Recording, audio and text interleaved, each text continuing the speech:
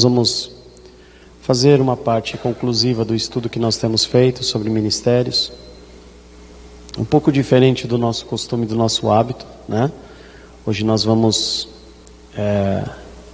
na verdade, fazer um resumo de tudo aquilo que nós ministramos a respeito de ministérios. Obviamente nós não vamos detalhar, né, cada ministério, os assuntos que nós tratamos, mas eu quero trazer pelo menos 5 pontos importantes de tudo isso que nós falamos ao longo desses meses a respeito de ministérios, que vão nos ajudar realmente a compreender como entender, como compreender qual é o nosso ministério e como exercer a nossa função dentro do reino de Deus. O primeiro ponto que eu queria destacar aos irmãos amados é que todo ministério, ele aflora naturalmente. Não é algo que é imposto pelas pessoas, não é algo que é colocado pelas pessoas, não é algo que a igreja deve impor às vidas e fazer com que os irmãos então se tornem e sejam levantados para isso. Quando nós falamos desse primeiro ponto que eu quero deixar aqui em destaque aos irmãos, que todo ministério deve aflorar naturalmente. Por quê? Porque quando nós olhamos dentro dos exemplos bíblicos, todos os homens de Deus na palavra registrada e assim descritos, amados, todos eles têm esse ponto em comum, que a obra que o Senhor confiou a eles não foi algo que nasceu no coração deles, não foi algo que eles desejavam. Noé nunca desejou um dia fazer um barco pensando que a humanidade precisaria disso. Gideão nunca na sua vida passou pela sua cabeça que um dia o Senhor iria usar ele para libertar o povo de uma aflição e de uma escravidão que estavam sofrendo dos seus inimigos. Se você olhar atentamente, todos os homens de Deus na Bíblia foram levantados, nomeados, e foi dada uma responsabilidade, uma obra a eles, mas foi natural isso. Davi não esperava ser ungido rei. Amados, se você olhar atentamente, todos esses exemplos têm esse ponto em comum, que tudo aconteceu de forma natural. Agora tem um ponto: se podemos afirmar, diante de todos os exemplos bíblicos, todos, amados, você pode pensar em Samuel, criança, chegou à casa do Senhor. Ele não tinha nem noção do que ele ia ser na vida dele, quais eram os seus sonhos, os seus projetos, mas ele foi levantado por uma promessa da sua própria mãe e foi servir ali a Eli, e o Senhor então o levantou como sacerdote que veio substituir este homem. Se você olhar atentamente, amados, todos os homens que cumpriram um papel, que exerceram seus ministérios, não foram homens que exerceram ministérios porque eles acreditavam ter uma vocação. Isso é um ponto muito importante, porque é muito comum nós vemos nas pessoas, é muito comum nós vemos dentro da igreja pessoas manifestando as suas preferências. Não, eu quero, um dia eu vou ser pastor. Amados, nós não vemos nenhum homem na Bíblia que nasceu com o interesse, com vontade de ser aquilo na qual o Senhor já tinha o separado para ser. Nenhum homem. Todos eles foram naturalmente sendo fisgados pelo Senhor. Olha como Cristo nomeou e chamou os seus discípulos. Num dia em que eles nem esperavam encontrar o Senhor. Num dia em que eles não planejaram. Pedro, João estavam pescando. Estavam trabalhando a madrugada inteira, cansados. Eles não estavam no seu plano, na sua imaginação, em nenhum momento eles esperavam um dia encontrar o Senhor, e foi naquele dia que o Senhor o chamou. Mateus também não tinha um plano.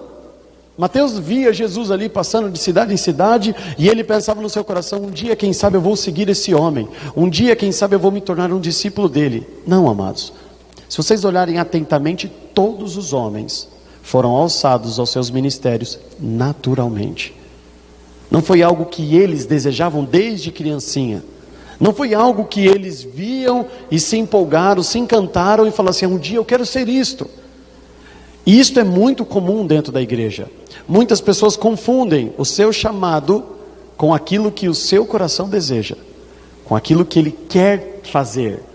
E precisamos compreender que o ministério, ele sempre é alçado e ele aflora naturalmente. Existe um ponto em destaque aqui que eu quero depois tratar com os irmãos. Eu quero deixar bem claro este primeiro, que vocês vão entender por que isso acontece naturalmente. Mas de tudo aquilo que falamos, é importante gravar isto, amados, que todo ministério, ele é concedido por Deus, como nós aprendemos. Então, se ele é concebido por Deus, não sou eu que desejo, almejo e espero e quero ter. É por isso que nós vemos muitas vezes homens nos seus ministérios frustrados. E era tudo o que eles queriam, era o desejo da alma deles. Eu conheço, amados, irmãos que o sonho da vida dele, a realização máxima dele não é o dia que ele vai encontrar com o Senhor, é o dia que ele vai ser ordenado pastor. E ele sonha com isso. E ele só pensa nisso, e toda vez que se trata qualquer assunto da igreja, ele fala, um dia eu vou ser levantado. Mas está preocupado em realizar um sonho, mas não compreende se isto é ou não aquilo na qual ele deveria estar se aplicando. Porque todo ministério aflora naturalmente. Não é algo que é imposto pelas pessoas e nem é algo que você decide sozinho no seu coração ser. Ok? Primeiro ponto. Amados, é óbvio, e eu não vou aqui descrever aos irmãos que você precisa, para exercer o seu ministério, você precisa ter comunhão com Deus, você precisa, é óbvio, amados, isso nós não vamos falar, né? Ah, mas eu preciso ler a Bíblia, se eu quiser exercer o meu ministério, né? Eu preciso orar, eu preciso ter comunhão com Deus, amados, isso nós nem sequer questionamos. Nós estamos falando de pontos, amados, onde nós podemos naturalmente identificar como eu posso descobrir qual é o meu ministério.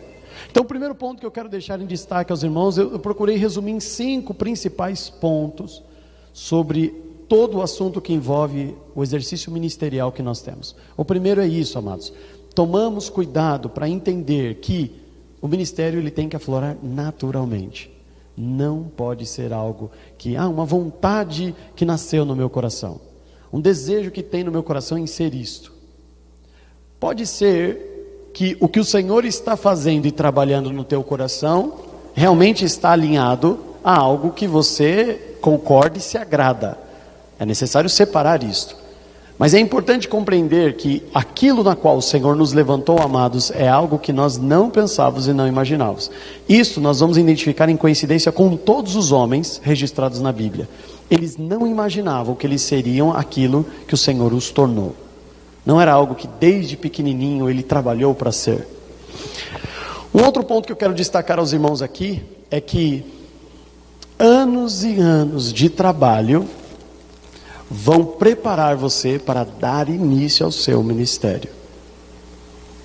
Muitas pessoas pensam, e quando eu coloco início, eu quero até colocar em aspas aqui, amados, porque obviamente todas as nossas experiências, mesmo até se chegarmos aos pés do Senhor como criança, todas essas experiências, tudo aquilo que nós vivemos na infância, na adolescência, na juventude com o Senhor, mesmo que o exercício do nosso ministério venha a ser atingido na fase adulta, é óbvio que entendemos que todas essas experiências faz parte de um forjar de Deus para o exercício do ministério futuro. Mas existe um momento em que o ministério se torna oficial, e não é quando os homens dão uma responsabilidade ou a chave de uma igreja para alguém, não é isso. Mas existe um marco muito bem claro do início do exercício do ministério. A Bíblia deixa muito claro que o início do ministério de Saulo, também hoje conhecido como apóstolo Paulo, é quando Barnabé passa lá em Tarso, aonde ele morava, pega ele e vai para Antioquia. E lá na primeira igreja gentílica eles começam um trabalho. Foi ali que iniciou efetivamente o ministério de Paulo. Porém, ele já estava sendo trabalhado por Deus há 14 anos. Então é importante entender e compreender, amados, que o início do ministério é marcado depois de muito tempo de trabalho. Depois de muito tempo de exercícios, de experiências, de ser experimentado na palavra, de viver experiências com Deus. Os discípulos tiveram um grande e imenso intensivão, e por 3 anos e meio, amados, 3 anos e meio, eles viviam experiências com o próprio Senhor Jesus, de manhã, de tarde, de noite e de madrugada, 24 horas durante 3 anos e meio.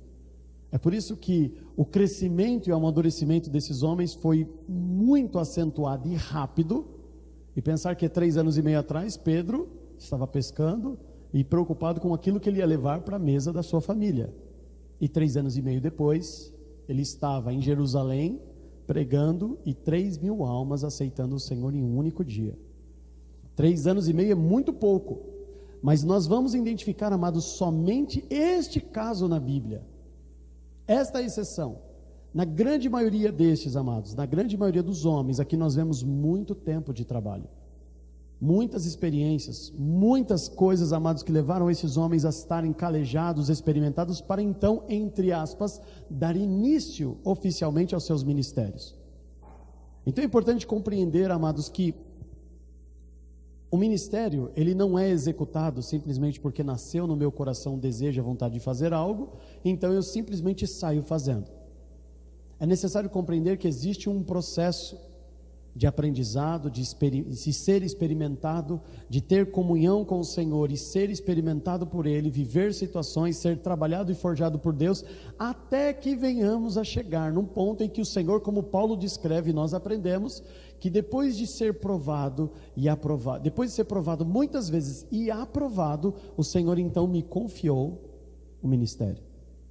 Mesmo o Senhor tendo anunciado, amados, lá atrás, lá em Damasco, que o ministério de Paulo seria o ministério onde ele levaria as boas novas aos gentios, este ministério só foi autorizado por Deus a ser executado depois de quase 14 anos. Depois de quase 14 anos, nós achamos que ele saiu de Damasco fazendo a obra.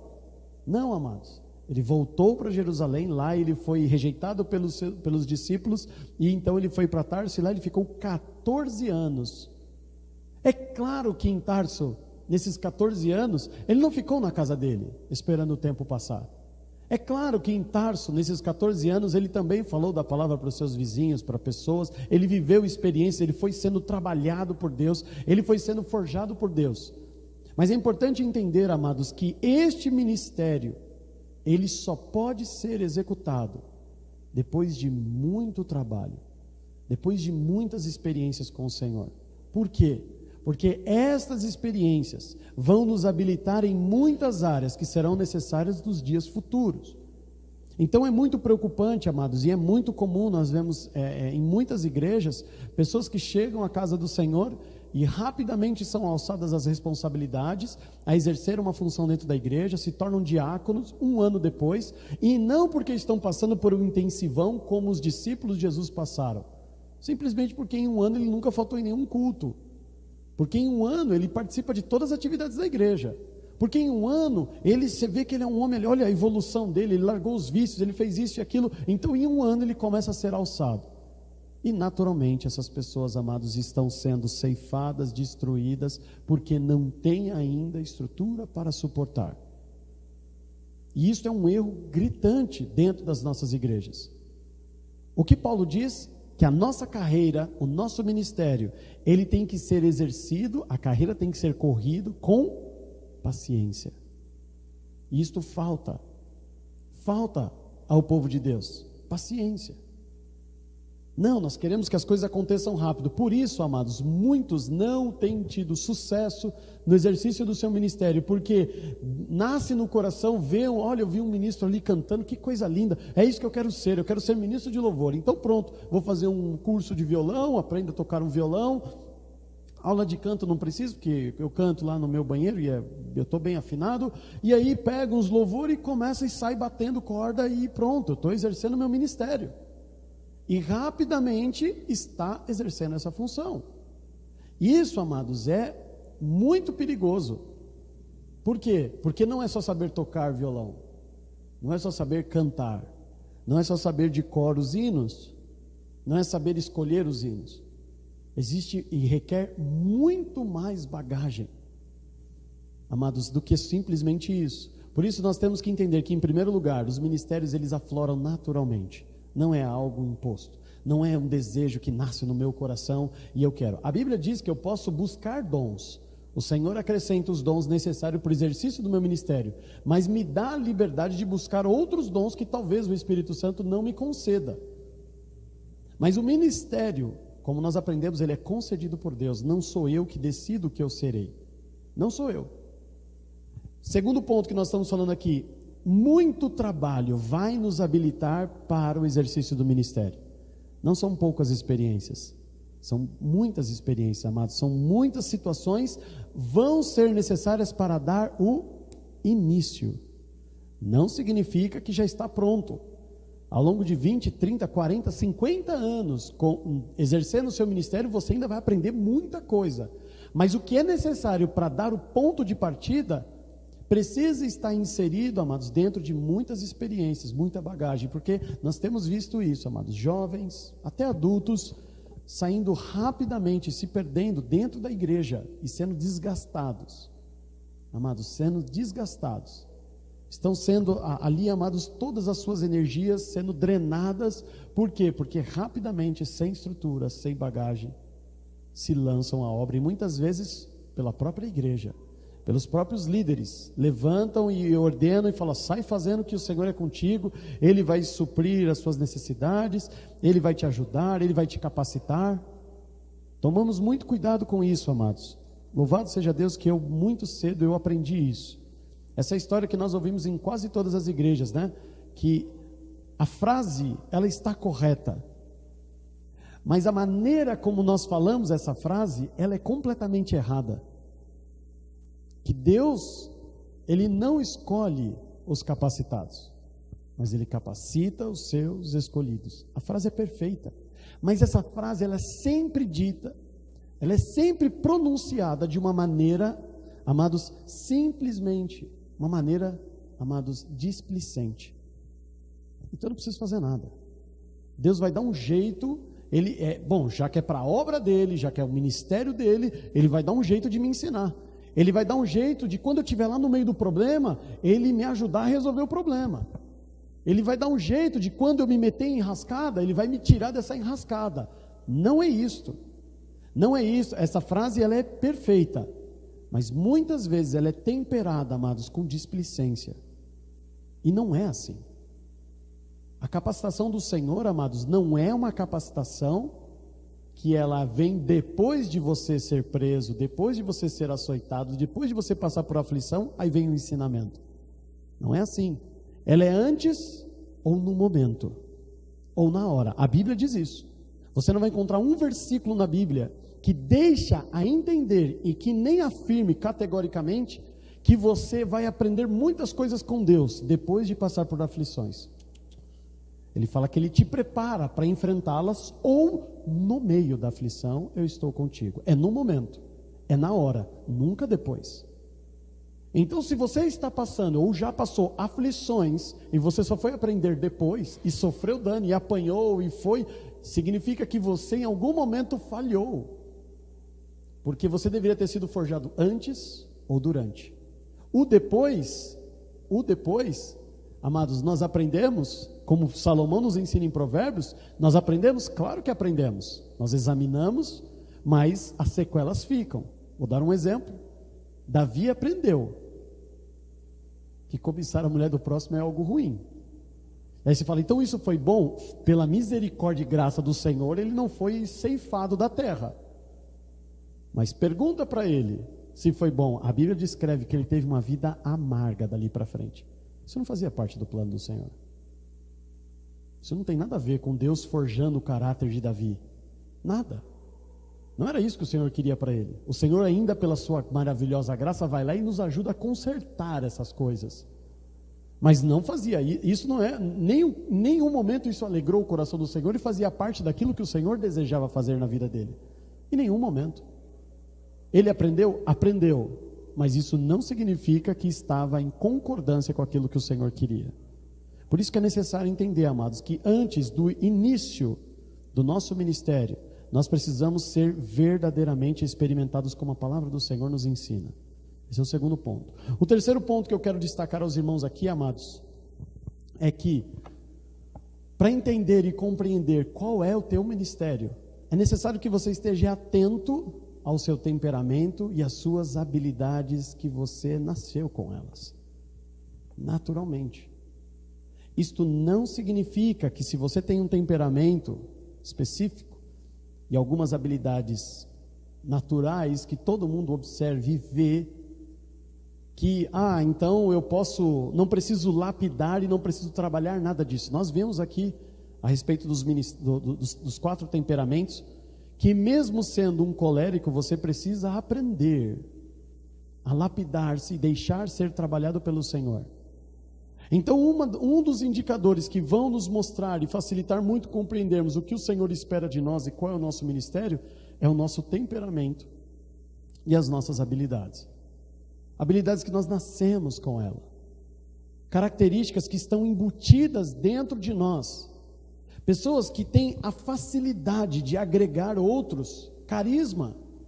Eu até testemunhei isso aqui aos irmãos, que por muitos anos, nós aprendemos, isso fica embutido na nossa cabeça, as pessoas ficam nos cobrando, e existe uma pressão violenta de que nós temos que trazer pessoas para a igreja. Se você não levar ninguém para a igreja, olha, você vai para o inferno. É essa sensação que nós temos, essa sensação que a igreja muitas vezes nos impõe, de que eu convido, mas ninguém vai, e agora eu vou para o inferno, porque ninguém vai para a igreja. Eu chamo, eu dou bom testemunho, eu pratico a palavra, mas eu convido, mas ninguém aceita. Amados, eu confesso aos irmãos, eu com certeza estou enganado, mas agora nesse momento, eu não consigo lembrar de uma pessoa que eu convidei para vir para a igreja, veio e permaneceu. Eu não consigo lembrar, Diogo, eu não consigo. De uma pessoa que eu conheci, um amigo, tal, e eu falei, vamos na igreja? E ele falou, vou. Mesmo que não foi de primeira, mesmo que ele levou um tempo para responder, mas ele foi e ficou. Eu particularmente não lembro de ninguém.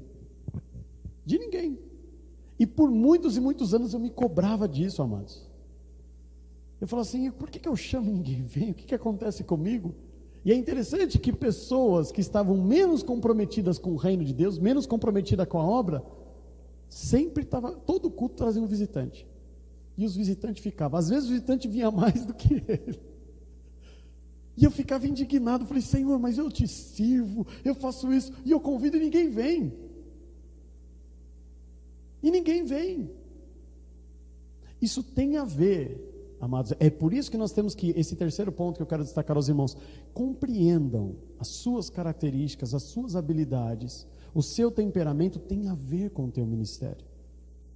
É nítido, falamos disso com relação aos evangelistas, já que eu estou falando sobre isso, os evangelistas eles têm carisma nato. Carisma nato, ele chama, a pessoa vem. A pessoa abre o coração com uma facilidade para o evangelista. Com o evangelista ele é sincero, ele abre o coração, e o profeta chama e não vem. O profeta vai aos 4 cantos, apontando o dedo, porque Deus disse, e o povo não está nem aí.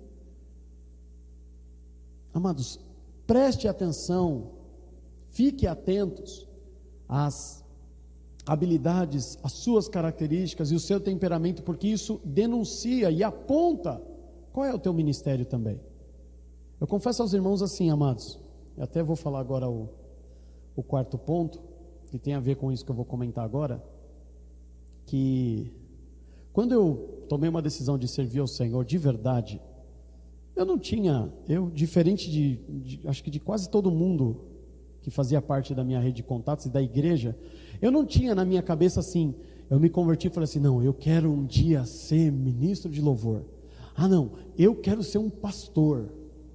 Eu quero ser um evangelista e rodar o mundo. Eu não tinha nada, não tinha nenhum plano na minha cabeça. Meu plano era, a cada dia, conseguir me manter na presença do Senhor. Esse era o meu plano. E o 4º ponto que eu quero destacar aqui aos irmãos é exatamente isso. Naturalmente, amados, eu não fui, eu não pedi, eu não cheguei lá e puxei, a barra da calça do pastor, do líder de jovem, e falei assim, eu quero pregar, eu gosto de pregar. Amados, nunca havia passado pela minha cabeça um dia pregar para uma pessoa, para 2 pessoas, nunca.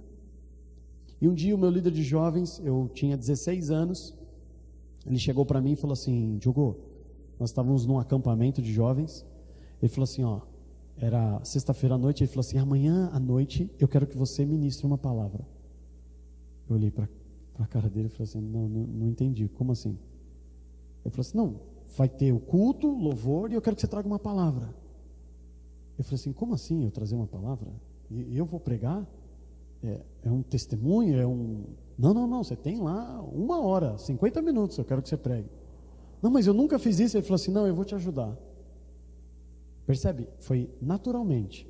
Eu nunca fui atrás, eu nunca puxei, por favor, deixa eu pregar, eu quero pregar, o sonho da minha vida é pregar. Isso nunca aconteceu. E eu fui colocado contra a parede. Falei, meu Deus, o que eu vou fazer? E ele foi me ajudando, meu líder foi me ensinando, mostrando alguns pontos, como eu precisava manter a calma. O tema eu decidi. Aí, amados, eu fiquei o sábado inteiro, eu acordei 7 horas da manhã, e eu fiquei lendo a Bíblia. Eu falei, o que eu vou falar? E eu orava, eu começava a ler a Bíblia, falei, meu Deus, o que eu vou falar? Isso e aquilo. Aí ele chegava, e aí, como é que você está? Estou desesperado, eu não sei o que eu faço, eu não sei o que eu falo. Ele falou assim, ok, me fale 2 textos que marcou demais, assim, quando você leu ali, você sentiu que o Senhor falou com você. E eu peguei lá 3 parábolas. Ele falou assim, escolhe uma dessas 3 parábolas, porque se isso aqui tocou a tua vida, se isso aqui realmente foi algo que o Senhor ministrou ao teu coração, falou com você no particular, o que você vai trazer à igreja é exatamente o que Ele te ensinou. Eu falei, ok, porque eu já comecei a viajar em vários textos. Aí eu falei, ok, filtrei. Aí eu comecei a trabalhar em cima de uma parábola e pus na cabeça, escrevi, anotava e fiquei o dia inteiro me preparando. E aí chegou a hora do culto, teve louvor. Amados, eu não lembrava, eu não conseguia prestar atenção em nada, tremia, eu sentava, eu levantava, eu falava, ai meu Deus, e ninguém sabia, era só o líder de jovens que sabia. Aí acabou, o Zé falou, amados, os irmãos podem sentar, eu quero chamar aqui o irmão Diogo, ele vai trazer a ministração aqui, a palavra de hoje. Aí eu levantei, cheguei lá na frente, paz do Senhor, amados, e comecei a ministrar. Para mim, para o Diogo, foi terrível, terrível. Tudo que eu pensei, que eu planejei, para mim saiu tudo errado, tudo. Aí vem o 4º ponto aqui, amados. É importante analisar a confirmação da igreja sobre o seu trabalho. Várias pessoas chegaram para mim, me abraçaram e falaram assim, é nítido, é claro que o Senhor te levantou para ensinar a palavra. Amados, para mim tinha dado tudo errado. Eu falei assim, você está falando isso, acho que é para tirar sarro de mim. Eu lembro até hoje, uma irmã chamada Marcela, ela era namorada de um amigo nosso que estudava comigo. Ela me abraçou assim e falou assim, olha, Deus está levantando um pastor. Eu falei assim, Marcela, o que você está falando, Marcela? Você não sabe o que você está falando. Eu falei, foi horrível. Ela falou assim, que horrível, Diogo. Foi maravilhoso. Mas eu tinha 16 anos e foram várias pessoas chegando e falaram assim, amados, o que aconteceu? Olha como Deus te usou. E para mim estava tudo errado. Para mim eu fiquei nervoso, eu errei, eu troquei as palavras. Naquela época a gente não tinha filmagem, nada dessas coisas. Para mim tinha sido horrível. Mas a igreja identificou isso. E isso é importante. E eu quero deixar isso como um 4º ponto. A igreja identifica, amados. Ela reconhece. Não é você que tem que reconhecer o seu ministério. A igreja do Senhor precisa reconhecer. Por isso que a Bíblia nos ensina que nós não devemos fazer rodízio de pastor. Porque o pastor, ele é alçado de dentro do rebanho. O que Paulo e Barnabé fez lá em Antioquia? Eles ficaram 1 ano ensinando a palavra e naturalmente lá saiu um pastor. Eles não trouxeram um pastor de fora. Eles foram trabalhar e a igreja foi alçada e assim teve um líder, um pastor que ali tocou e ele é aceito pela igreja. A igreja reconhece, não importa se você tem um título, a igreja não olha o seu título, a igreja olha o fruto do trabalho, e se o fruto do trabalho não condiz com o título, para ela pouco importa, o título não vale nada. Eu sou profeta, mas se o fruto, aquilo que você faz, não se alinha, a igreja fala assim, tá bom, você é profeta porque alguém te levantou, mas efetivamente você não é.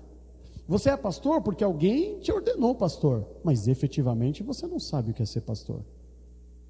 Então, amados, a igreja é sim um termômetro e ela confirma o seu ministério. E não adianta, se ninguém enxerga esse valor em você, se ninguém enxerga essa habilidade em você, se ninguém enxerga esse ministério, é tolice você ficar lutando e dizendo assim, não, mas eu sou, Deus me levantou para ser profeta. E não é.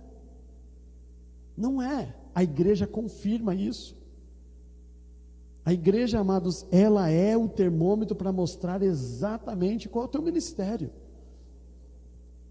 Eu vou dar um testemunho aqui aos irmãos, até aproveitar que hoje ele não está aqui, mas, amados,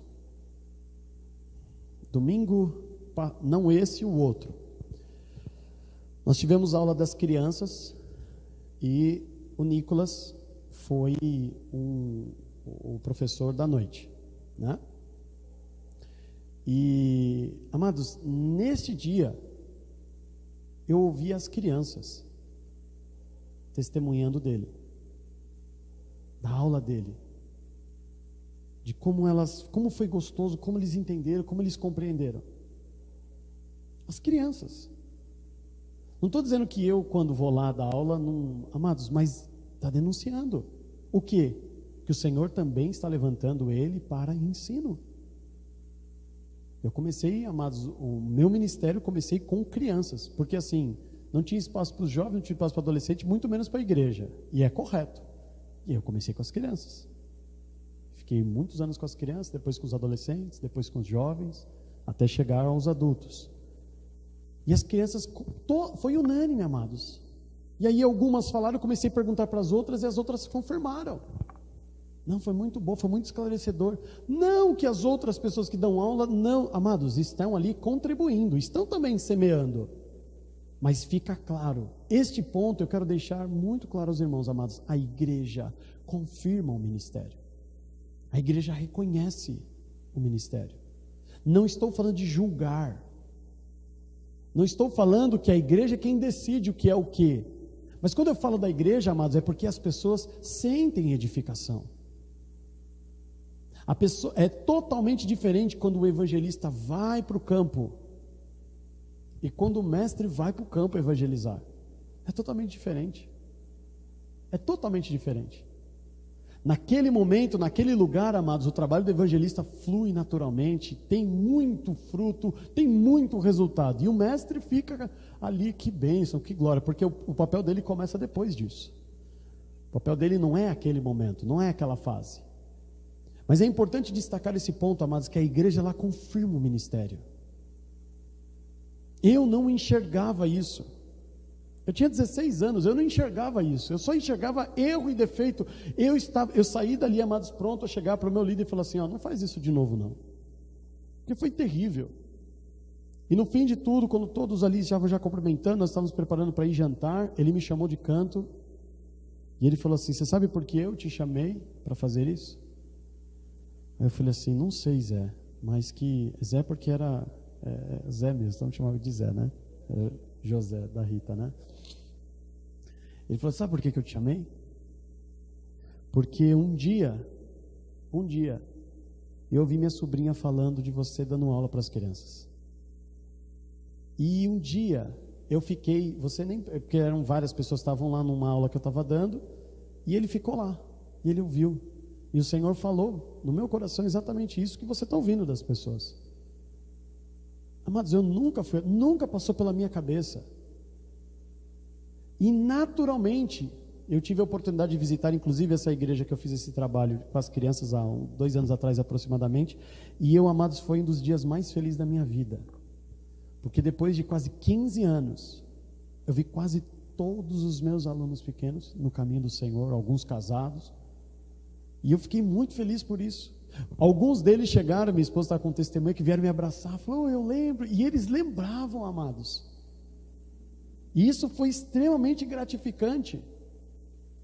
A igreja reconhece, ela confirma o ministério. Você pode fazer, você pode executar, mesmo que não seja o seu ministério, se está no teu coração exercitar e fazer, e trabalhar na obra do Senhor, faça. Mas quando é o teu ministério, é completamente diferente. Vem naturalmente, a igreja confirma, você é trabalhado por anos e anos, é trabalhado até ser alçado oficialmente para exercer isso. Está alinhado ao seu temperamento, às suas habilidades, está alinhado às suas características. Naturalmente as coisas vão sendo trabalhadas sem pressa, com paciência. O Senhor vem forjando e trabalhando até estarmos prontos para iniciar. Pronto para iniciar. Como Paulo declara em Gálatas: fui provado e aprovado muitas vezes. Fui provado muitas vezes, para depois de ser muitas vezes provado, fui aprovado. Aí o Senhor me confiou no ministério. Mas Deus já não tinha anunciado o ministério dele lá atrás? Sim, mas isso não significa que ele estava pronto para começar. E como eu vou estar pronto? Já exercendo ele. Por isso que eu coloquei o início entre aspas. O ministério começou, amados, lá com as crianças, há mais de 15 anos atrás. E eu não sabia. Eu comecei porque eu senti vontade de participar, fazer alguma coisa na igreja, e o único lugar que tinha vaga era as crianças. Eu falei, então é lá que eu vou. E lá a gente começou a trabalhar, a falar com as crianças, e o Senhor foi trabalhando, lapidando, moldando. E o quinto ponto que eu queria deixar aos irmãos, todos são importantes, mas isso aqui tem que ser o norte. Falamos de tudo até chegar ao início do exercício do ministério. Esse quinto ponto que eu quero deixar aos irmãos é o que é importante depois que nós começamos a exercer o ministério. Depois que nós começamos. Tudo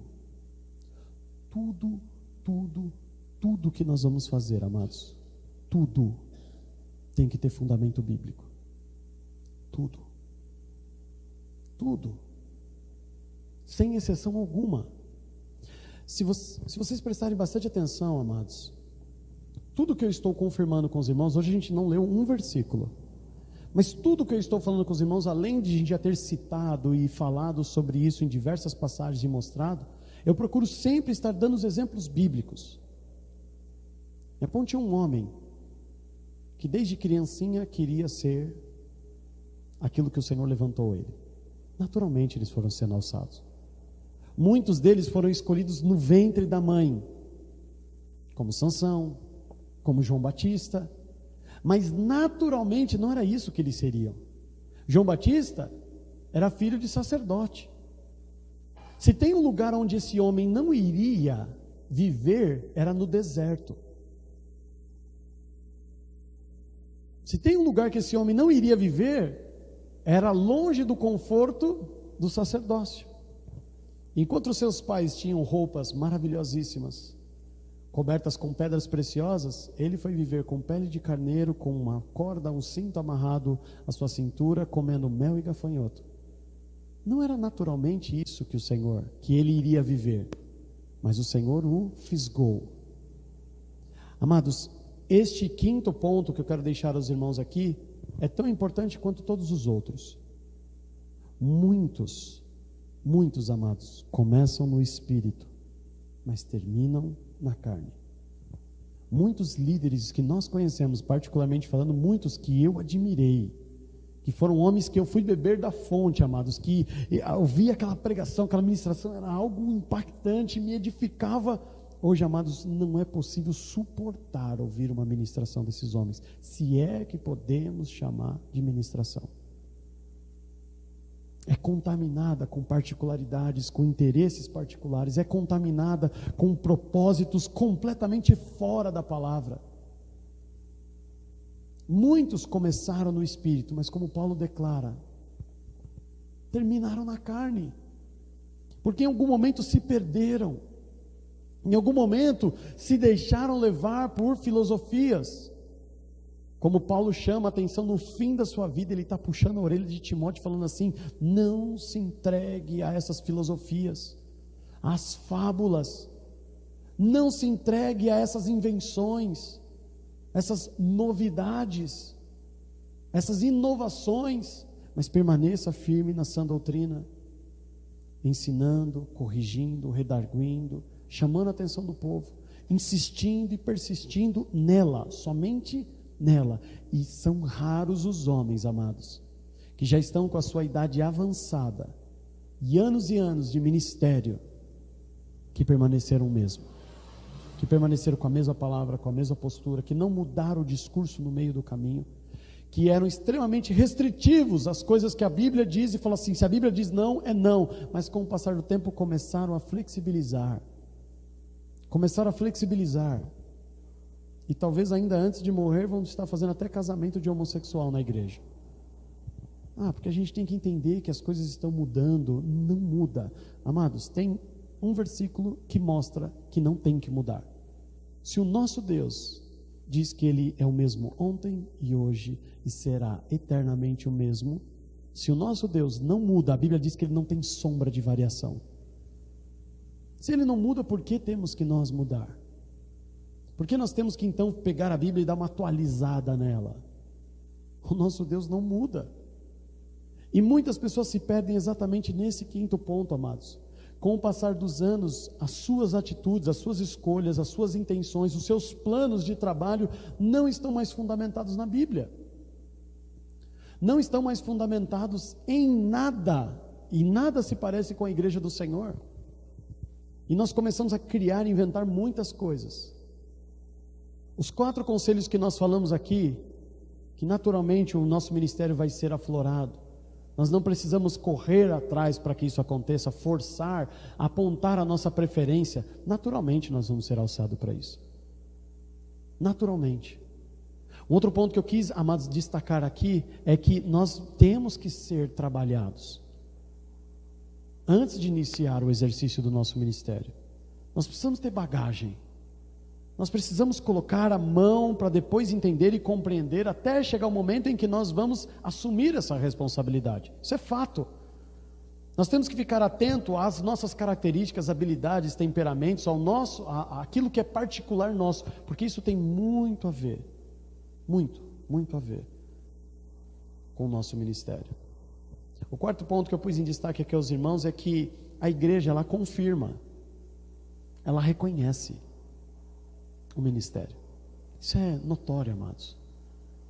E não adianta, se você acha que você canta bem, mas ninguém acha, começa, né?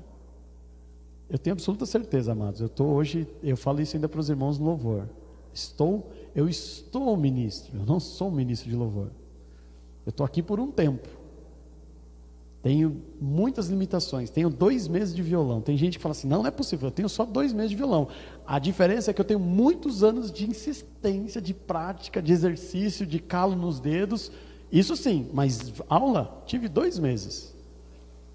E porque o meu professor não me cobrava, eu não tinha como pagar a aula. Aí chegou uma hora que não dava mais. E ainda o irmão, amados, esse irmão é uma benção. Ele ia em casa, me pegava, levava, dava aula e me trazia em casa. E eu falava para ele, não, para com isso, não, você não quer aprender? Se você quer aprender, eu vou te ensinar. Irmão, eu sabia que o Senhor estava preparando tudo aquilo, porque em algum momento isso seria muito importante e necessário. Mas vai chegar um momento que não é. O Senhor falou assim, pronto, já deu. Chega. Chega. Nós temos que aprender a reconhecer isso, amados. E eu falo isso aos irmãos, inclusive domingo na clínica foi um testemunho disso. É completamente diferente quando é um ministro de louvor que foi trabalhado, que foi, amados, que tem, quando ele pega, é o mesmo violão, o mesmo louvor, a mesma igreja, é completamente diferente. É completamente diferente. Porque ele foi alçado para esta função. E o que vai fazer permanecer verdadeiramente, amados, é tudo que nós fizermos ter fundamento bíblico. Tudo. Eu quero olhar na palavra, aonde isso está escrito? Sabe qual um dos princípios bíblicos, amados? E eu disse que eu não vou ler, mas eu prometo aos irmãos que tem uma ministração que nós estamos para trazer à igreja de domingo, e nós vamos citar isso. Está lá em Atos. É fundamento bíblico, dizendo que a obra do Senhor tem que ser executada nas casas. Tem que ser feita nas casas. E a gente fica assim, igreja, tem que ser. A igreja é uma consequência daquilo que passamos e vivemos ao longo da semana. Mas é um princípio bíblico. Não estou falando que tem que fazer célula, G12, não estou falando nada disso. Eu estou falando que o ministério precisa, a igreja precisa estar presente na casa das pessoas, no dia a dia das pessoas. Nós temos que ir até a casa das pessoas. Particularmente eu tenho procurado fazer isso e quero continuar fazendo isso, e a igreja precisa se manter fazendo isso. Isso é um princípio bíblico. É bíblico isso. Por isso nós precisamos entender, amados. Eu quero deixar esses 5 pontos em destaque aos irmãos. Hoje quis fazer algo um pouco diferente, sem mencionar textos bíblicos, apesar de termos lido por muitos meses muitos textos que venham corroborar aquilo que nós estamos falando aqui, ensinando aos irmãos. Mas é importante entender esses 5 pontos sobre o exercício do nosso ministério. Claro que existem muitas outras observações, não sou eu soberbo ao ponto de achar que esses 5 pontos resumem tudo o que significa ministério, muito pelo contrário, mas esses 5 pontos são, amados, os pontos que mais me despertam a chamar a atenção dos irmãos nesse momento, para se atentar ao exercício do nosso ministério. Amém?